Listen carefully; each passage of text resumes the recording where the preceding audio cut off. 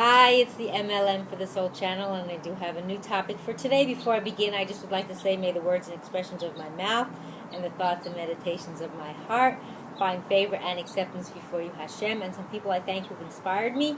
I hope they can inspire you as well, and I will have links below this video to their sites.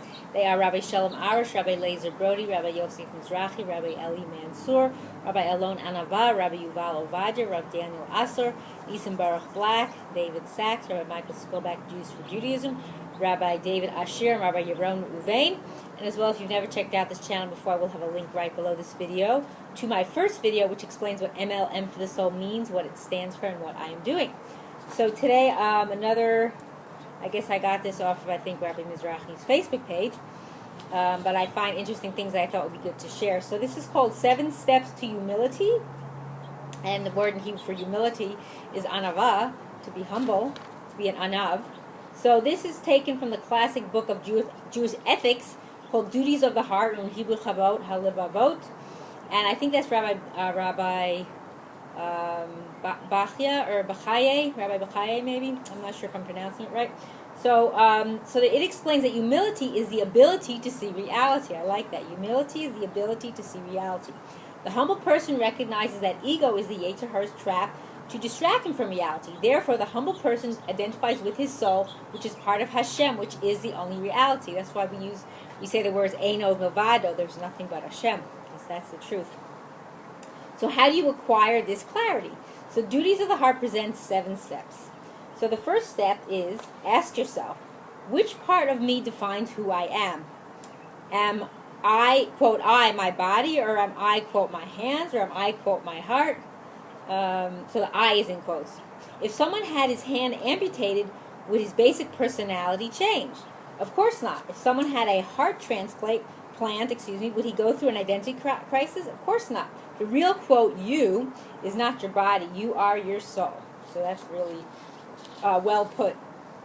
So step 2, take your identity as your soul one step further. You are created in the image of Hashem. Realize that the essence of your soul is eternally attached to the Almighty Creator of this universe. Now, step number 3. Since your soul is part of Hashem Himself, it is always seeking greatness. So if you're depressed, tired, etc., that's your body talking. It's not the real you. Where is the body going? Into the ground with the worms. That's the end of everyone. But your soul, that's part of Hashem.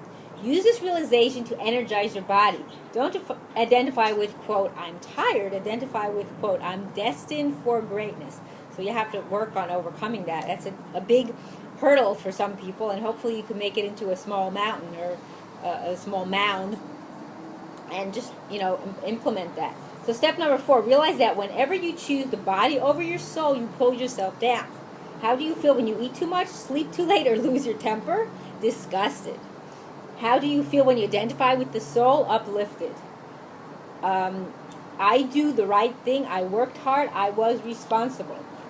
Identify with the divine, and the world is yours. Also very well put. Step number 5, appreciate the qualitative distance between the body and the soul. The body is one small speck of humanity.